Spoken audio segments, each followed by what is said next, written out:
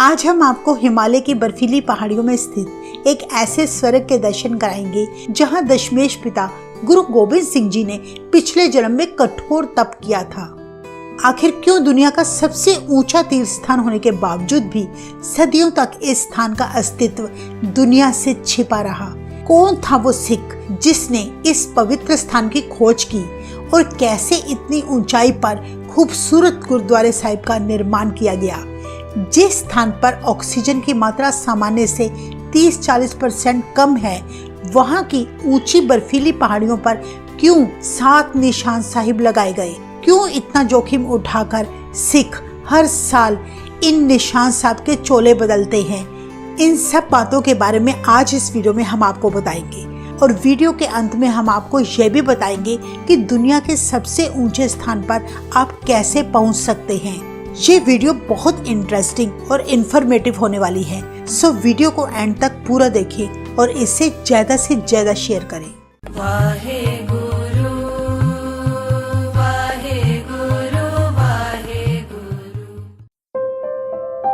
हिमालय की खूबसूरत घाटी में 7 ऊंची पहाड़ियों के बीच सुशोभित गुरुद्वारा श्री हेमकुंड साहिब सिखों के सबसे पवित्र स्थानों में से एक है। यह गुरुद्वारा साहिब हिमालय की बर्फीली झील के किनारे स्थित है, जिसका संबंध 10वें गुरु गोबिंद सिंह जी से है। यह स्थान वही स्थान है जहां गुरु गोबिंद सिंह जी ने पिछले जन्म में कई वर्षों तक शिला पर बैठकर अकाल पुरख की तपस्या की थी। इस बात का जिक्र गुरु गोबिंद सिंह जी ने खुद अपनी लिखी रचना बचित्र नाटक में किया है। गुरु जी कहते हैं, अब मैं अपनी कथा बखानो तप सादत जेह बिद मुहे आनो। गुरु जी कहते हैं कि अब मैं अपने पिछले जन्म की आत्मकथा सुनाता हूँ कि कैसे प्रभु ने मेरी भक्ति से प्रसन्न होकर मुझे अपने पुत्र का सम्मान दिया और आदेश दिया कि तुम संसार में जाकर धर्म मार्ग चलाओ और एक पंथ की स्थापना करो, बुरे कर्म करने से लोगों को हटाओ। गुरु जी ने बचित्र नाटक में यह भी लिखा, हेमकुंट पर्वत है जहाँ सप्त सिरिंग शोभित है तहाँ। गुरुजी ने स्पष्ट शब्दों में हम सबको समझाया कि हिमालय की हेमकुंट पर्वतमाला में जहाँ पर 7 ऊंची चोटियां हैं, उस पहाड़ी पर बैठकर मैंने प्रभु भक्ति की। गुरुजी की इस बात से यह सिद्ध होता है कि गुरु गोबिंद सिंह जी ने हेमकुंट के इसी स्थान पर बैठकर पिछले जन्म में भक्ति की थी। आज इसी स्थान पर गुरु गोबिंद सिंह जी की याद में एक बहुत खूबसूरत गुरुद्वारा श्री हेमकुंड साहिब सुशोभित है, जो दुनिया का सबसे ऊंचा गुरुद्वारा साहिब है। गुरु गोबिंद सिंह जी के बचित्र नाटक को पढ़ने के बाद उस समय के सिखों के मनों में एक जिज्ञासा पैदा हो गई कि आखिर वह स्थान कहाँ है जहाँ गुरु जी ने तप किया था। इसीलिए कुछ सिख विद्वानों ने गुरु जी के तप स्थान को खोजना शुरू कर दिया, जिसमें सबसे पहला नाम आता है भाई तारा सिंह नरोत्तम का, जो उस समय का एक बड़ा विद्वान था। हेमकुंड साहिब पहुंचकर भाई तारा सिंह नरोत्तम ने 7 ऊंची चोटियां देखी। उन्हें ज्ञात हो गया कि ये वही स्थान है जिसका जिक्र गुरुजी ने अपने बचित्र नाटक में किया है। भाई तारा सिंह ने इस बात की जानकारी पंजाब वासियों को दी। उनकी बात पर तब किसी ने गौर नहीं किया, क्योंकि उनके पास अपनी बात को सिद्ध करने के लिए कोई पक्के सबूत नहीं थे।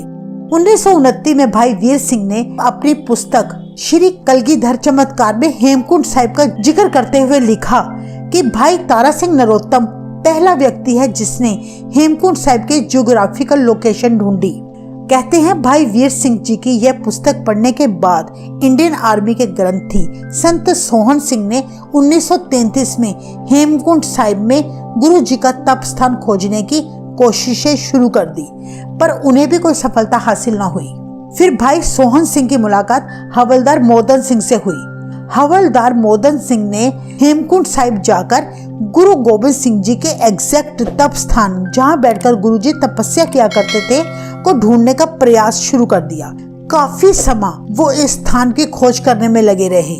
भाई मोदन सिंह हेमकुंड पे रहते हुए दिन के समय पहाड़ों में जाकर तप स्थान की खोज करते और रात को एक बड़े से पेड़ के खोखले तने में विश्राम किया करते। यह पेड़ आज भी गुरुद्वारा गोबिंद धाम में सुरक्षित है। गुरुद्वारा गोबिंद धाम हेमकुंड साहिब से 5 किलोमीटर की दूरी पर स्थित है।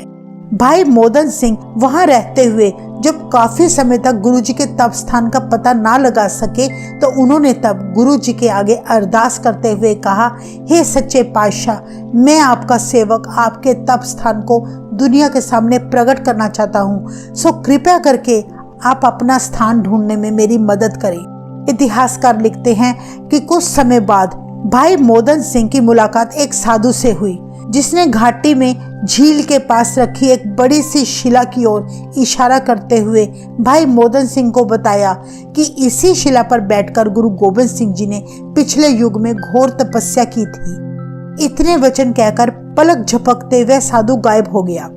कहते हैं कि भाई मोदन सिंह यह सुनकर बड़ा खुश हुआ। उसने गुरु जी के तप स्थान का पता लगते ही बिना एक पल गवाए स्थानीय लोगों की सहायता से उसी शिला के स्थान पर एक 10 बाई 10 फीट का कमरा बनवाकर गुरुद्वारा साहिब का रूप दे दिया, जहां उन्होंने गुरु ग्रंथ साहिब जी को पहली बार सुशोभित किया था। यह कहने में कोई संकोच नहीं कि भाई मोदन सिंह के कड़े प्रयासों की वजह से गुरु गोबिंद सिंह जी का तप स्थान मिल सका। भाई मोदन सिंह ने अपना पूरा जीवन हेमकुंड साहिब की सेवा में समर्पित कर दिया था। उन्होंने अपनी मृत्यु से पहले हेमकुंड साहिब के गुरुद्वारे के विकास और देखरेख के लिए 7 सदस्यीय ट्रस्ट की स्थापना की। आगे चलकर इसी ट्रस्ट ने हेमकुंड साहिब जाने के कच्चे रास्तों की जगह पक्की सड़कें बनाई और श्रद्धालुओं के लिए विश्राम घर बनाए, जहां इस ट्रस्ट के द्वारा आज भी संगतों के लिए मुफ्त भोजन, रहने की सुविधा और फ्री दवाइयां उपलब्ध कराई जाती हैं। 1993 में श्री हेमकुंड साहिब गुरुद्वारे का निर्माण किया गया। यहाँ 110 बाई 110 फीट की नई इमारत बनाई गई। असल में पहले यहाँ 10 बाई 10 फीट की इमारत थी, लेकिन ये वैसा कार नहीं था जैसा होना चाहिए था, क्योंकि इतनी ऊंचाई पर जहाँ साल के 8 महीने पूरा एरिया बर्फ से ढका रहता हो, वहाँ ऐसे गुरुद्वारे का टिक पाना कठिन था। 1960 से 1962 के समय के दौरान major general Harkirat Singh engineer in chief भारतीय सेना ने इस गुरुद्वारे का दौरा किया और उन्होंने गुरुद्वारा निर्माण की जिम्मेदारी ली और यहाँ पर एक अलौकिक गुरुद्वारा साहिब बनाने का विचार किया था। मेजर जनरल हरकीरत ने निर्माण और डिजाइन का काम आर्किटेक्ट मनमोहन सिंह स्याली को सौंपा। मनमोहन सिंह स्याली ने हेमकुंड साहिब के गुरुद्वारे की इमारत का नक्शा तैयार करना शुरू कर दिया। उन्होंने कई बार नक्शे बनाए, पर यहाँ की जियोग्राफिकल लोकेशन को देखते हुए कोई भी नक्शा ठीक बैठता नजर नहीं आया। असल में गुरुद्वारा साहिब के लिए ऐसा ढांचा बनाना था जो वर्षा, तूफानी मौसम और जबरदस्त बर्फबारी को भी झेल सके। कहते हैं कि बहुत से इंजीनियर्स ने इस अत्यंत ऊंचाई वाले स्थान का दौरा किया और अंत में 1968 में हेमकुंड साहिब गुरुद्वारे का डिजाइन इस तरह बनाया कि जिससे इस पर बर्फबारी का कोई असर ही न पड़ सके। तब दिल्ली के एक कॉन्ट्रैक्टर को इस गुरुद्वारे साहिब की इमारत बनाने का काम दिया गया। हम आपको बताना चाहेंगे कि समुद्र तल से इस जगह की ऊंचाई करीब 16,000 फीट थी। सो बिल्डिंग मटेरियल को गोविंद घाट से हजारों मजदूरों द्वारा रोज उठवाकर इतनी ऊंचाई पर लाया जाता था, जो कि बड़ा जोखिम भरा काम था, क्योंकि इतनी ज्यादा ऊंचाई, खराब मौसम, भोजन की असुविधा, चिकित्सा की असुविधा, इन सब विपरीत परिस्थितियों के बीच कंस्ट्रक्शन का काम बहुत कठिन था।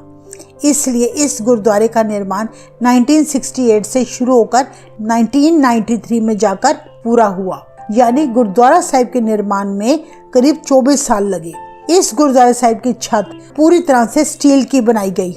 निर्माण के समय भारी स्टील की प्लेटों के भारी टुकड़ों को किसी मशीनरी से नहीं बल्कि पैदल 10 किलोमीटर की यात्रा तय करके मजदूरों द्वारा लाया गया था।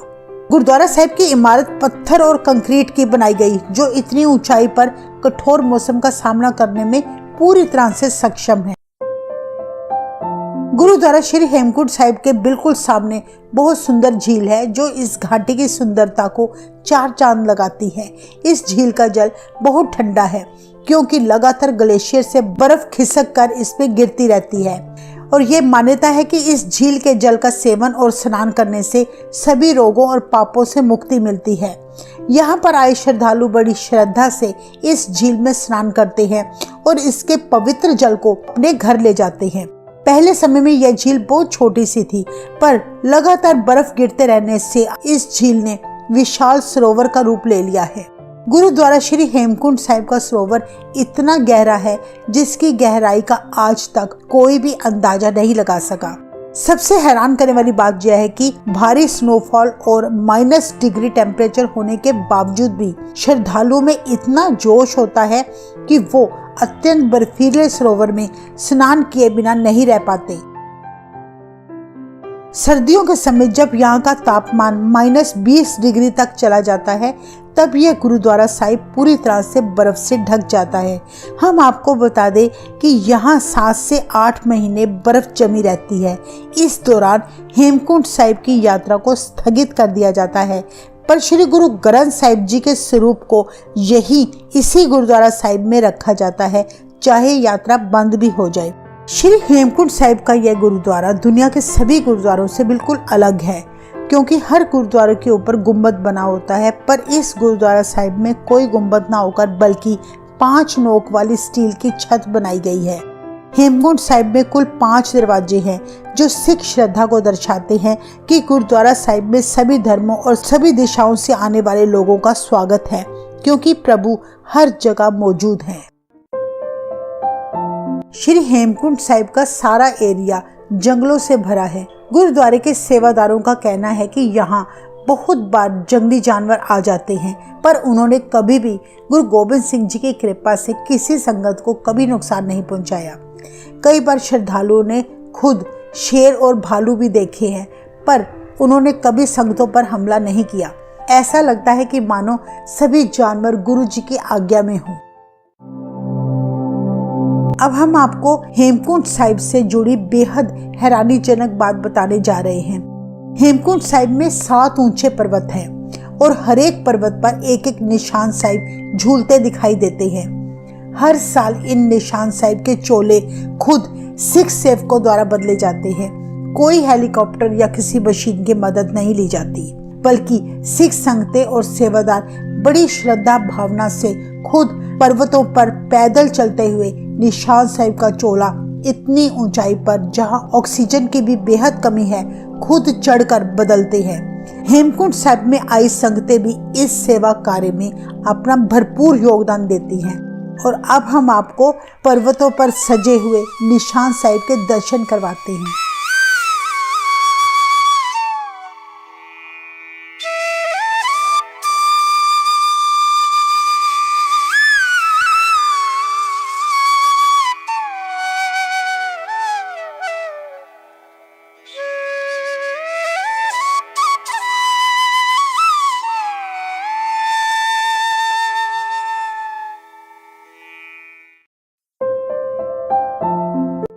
जो लोग हेमकुंड साहिब की यात्रा करना चाहते हैं, अब हम उन्हें डिटेल में बताएंगे कि वो कैसे इस स्थान पर पहुंच सकते हैं।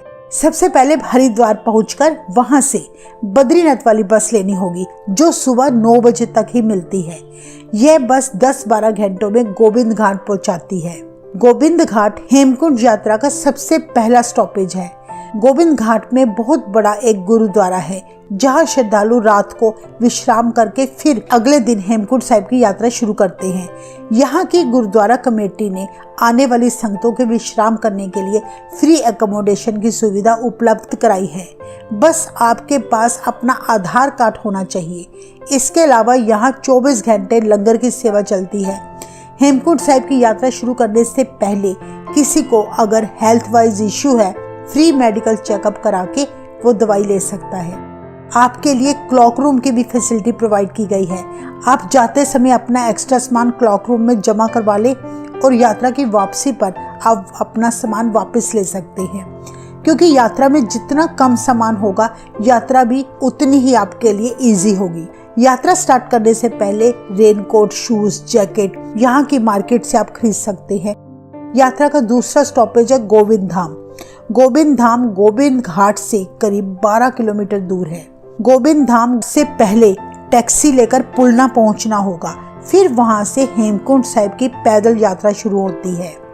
पुलना से गोविंद धाम 8 किलोमीटर दूर है और गोविंद धाम से हेमकुंड साहिब 5 किलोमीटर दूर है। कुल मिलाकर यह यात्रा 13 किलोमीटर की है। अगर पैदल यात्रा कोई नहीं करना चाहता तो फिर घोड़े और खच्चर भी ले सकते हैं, जो आपको गोविंद धाम तक पहुंचाएंगे। हेमकुंड साहिब की खड़ी चढ़ाई होने के कारण इतनी ऊंचाई पर सामान्य से 30-40% ऑक्सीजन कम होती है, इसलिए आप अपने साथ पानी के अलावा ORS, ग्लूकोन डी और अपनी मेडिसिन भी लेकर जाएं। सिख सेवकों द्वारा गोविंद धाम में यात्रियों के रहने की पूरी सुविधा प्रोवाइड की गई है और फिर गोविंद धाम से हेमकुंड साहिब की पैदल यात्रा शुरू होती है। हम आपको बता दें कि पुलना से गोविंद धाम की चढ़ाई फिर भी आसान है, पर गोविंद धाम से हेमकुंड साहिब की बिल्कुल खड़ी चढ़ाई है। यात्रा के दौरान सीढ़ियों से न जाकर प्लेन रास्ता ही चुनना चाहिए ताकि थकावट कम हो। आइए अब हम सब दर्शन करें श्री हेमकुंड साहिब के।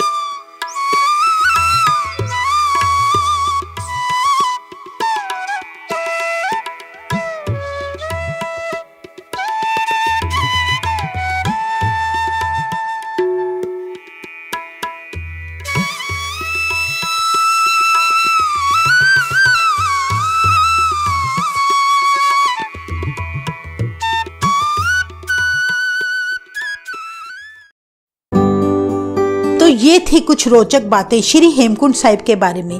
हमने इस वीडियो में आपको हेमकुंड साहिब की सारी इन्फॉर्मेशन देने की कोशिश की है। अगर आपको इसके अलावा और भी कुछ जानकारी है तो आप हमारे साथ शेयर जरूर करें। वाहेगुरु जी का खालसा, वाहेगुरु जी की फतेह।